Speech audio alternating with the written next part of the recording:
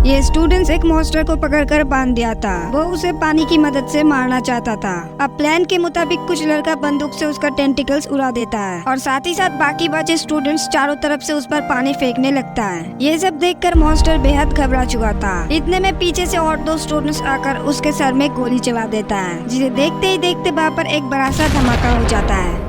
इस सब के शुरुआत बस कुछ दिन पहले ही हुआ था, जब वो चांद को खत्म करके पृथ्वी को तबाह करने के लिए आया था। इसलिए गवर्नमेंट की तरफ से उसे एक स्कूल में भेज दिया जाता है, जहाँ पर पूरे देश का सभी शैतान स्टूडेंट्स पढ़ रहा था। इधर स्कूल के प्रिंसिपल पहले दिन से ही एलियन को मारने का सलाह देने लगता है। उसे मारने वाले स्टूडेंट्स को बहुत सारा इनाम दिया जाएगा। अब इसके अगले दिन से ही सभी स्टूडेंट्स तरह तरह के हथियार से टीचर को मारने की कोशिश में जुट जाता है। ये लड़का सवाल पूछने की बहाने एलियन के पास आया हुआ था और मौके का फायदा देखकर अचानक एक चाकू से उस पर हमला कर देता है, मगर एलियन बहुत ही आसानी से उसे रोक लिया था। तभी इस लड़के की चेन से लटकता हुआ एक बम अचानक फटने की वजह से वहाँ पर बहुत बड़ा धमाका हो जाता है, जिससे एलियन और भी गुस्से में आ जाता है। उसे मारना इतना भी आसान नहीं था। उसके पास तरह तरह के सुपर पावर्स मौजूद था, जिससे वो कुछ ही सेकंड में पृथ्वी का चक्कर लगा लेता था। अपने जैसा बहुत सारे क्लोन बनाकर हजारों काम एक साथ कर सकता था, और तो और बंदूक की गोली से भी उसे कोई फर्क नहीं पड़ता।